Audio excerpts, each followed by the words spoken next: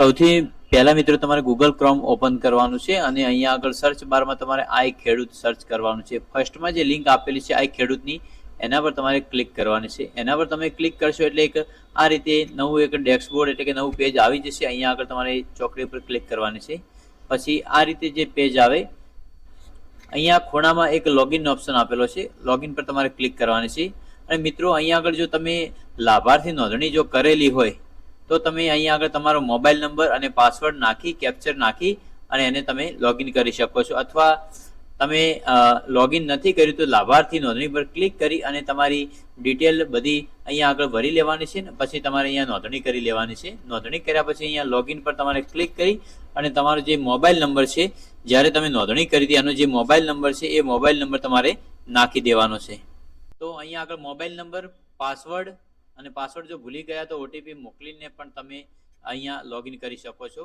તો mobile number password અને capture નાખી અને તમારે પહેલાં તો લોગિન કરી લેવાનું છે.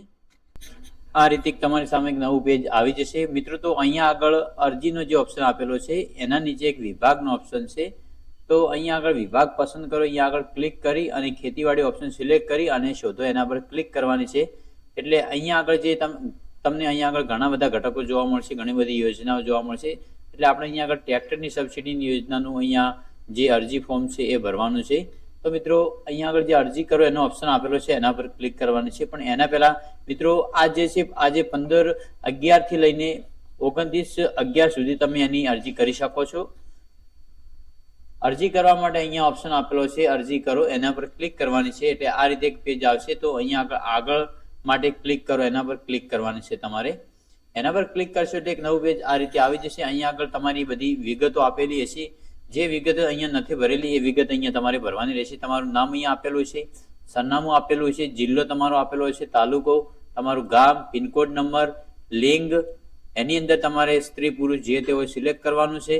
પછી જાતિમાં અહીંયા જાતિઓ આપેલી છે એ તમારે જે પણ જાતિ તમને લાગુ પડતી હોય જાતિ તમારે સિલેક્ટ કરવાની છે. પછી ઈમેલ તમારે અહીંયા ને નાખો તો ચાલશે. દિવ્યાંગ છો હા કે ના એ અહીંયા તમારે સિલેક્ટ કરવાનું છે. પછી ખેડૂતનો પ્રકાર અહીંયા સિલેક્ટ કરવાનો છે, નાના મોટા સીમાંત એ રીતે તમારે અહીંયા પસંદ કરવાનું છે. પછી મોબાઈલ નંબર તમારો અહીંયા આગળ શો થશે. પછી એટલું કર્યા પછી મિત્રો તમારે સ્ક્રોલ ડાઉન કરી નીચે જવાનું છે. નીચે જશો એટલે તમે અહીંયા આત્માનું રજીસ્ટ્રેશન ધરાવશો એનો ઓપ્શન છે તો તમારે અહીંયા ના કરવાનું છે. પછી તમે સહકારી મંડળીના સભ્ય છો એની અંદર પણ તમારે ના કરવાનું છે. પછી બીજો ઓપ્શન આપણે શું તમે દૂધ સહકારી મંડળીના સભ્ય છો એની અંદર પણ તમારે ના કરવાનું છે. એટલું કરી અને અહીંયા આગળ તમારે તમારો આધાર કાર્ડ નંબર જે છે એ તમારે અહીંયા નાખવાનો રહેશે. એટલે આધાર કાર્ડ નંબર નાખ્યા પછી તમારે સેવ એન્ડ નેક્સ્ટ પર ક્લિક કરવાની છે. એટલું કરશો એટલે ફરીથી એક નવું પેજ આવી જશે. અહીંયા આગળ મિત્રો બેંકની વિગત ભરવાની છે. તમારી જે બેંકની વિગત છે અહીંયા એટલે પહેલો કેપ્ચર કોડ નાખવાનો છે. કેપ્ચર કોડ નાખશો એટલે અહીંયા જે નંબર ચકાશો એના પર ક્લિક કરવાની છે. એના પર ક્લિક કરશો એટલે તમારી બેંકનું નામ છે એ અહીંયા શો થશે. પછી તમારો જિલ્લો શો થશે. પછી જે બેંકની બ્રાન્ચ છે એ શો થશે. પછી બેંકનો ખાતા નંબર તમારે અહીંયા આગળ આ બોક્સની અંદર નાખવાનો છે. પછી કન્ફર્મ ખાતા નંબરની અંદર તમારો જે બેંકનો ખાતા નંબર છે નાખવાનો છે.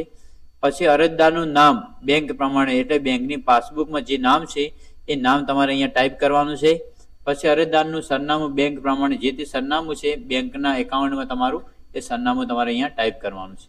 પછી સેવ એન્ડ નેક્સ્ટ પર તમારે ક્લિક કરવાની છે. એના પર ક્લિક કરશો એટલે ફરીથી એક નવું પેજ તમારી સામે આવી જશે.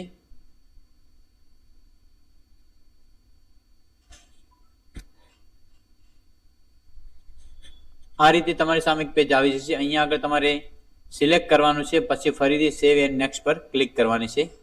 સેવ એન્ડ નેક્સ્ટ પર ક્લિક કરશો એટલે આ રીતે ફરીથી પેજ આવશે. એટલે અહીંયા આગળ ફરીથી તમારે સબમિટ પર ક્લિક કરવાની છે. સબમિટ પર ક્લિક કરશો એટલે તમારી અરજી અહીંયા કન્ફર્મ થઈ જશે. પછી મિત્રો અહીંયા આગળ જો તમે ફોર્મ જ્યારે ભરો છો એના પછી અહીંયા સબમિટનો ઓપ્શન આવશે. તમારી અરજી નંબર અહીંયા શો થશે. અહીંયા તમે જે ઘટકની અરજી કરી છે એ અહીંયા શો થશે અને કઈ તારીખે કરી એ અહીંયા શો થશે. તો તમે આ રીતે જે ટ્રેક્ટરની સબસિડીનું ઓનલાઈન ફોર્મ છે જાતે તમારા મોબાઈલ અથવા કમ્પ્યુટરથી તમે ભરી શકો છો. વિડીયોમાં આટલું જ. મળીએ નેક્સ્ટ વિડીયોમાં. અને જો વિડીયો પસંદ આવ્યો તો ચેનલને સબસ્ક્રાઈબ કરજો અને તમારા મિત્રોને શેર કરજો.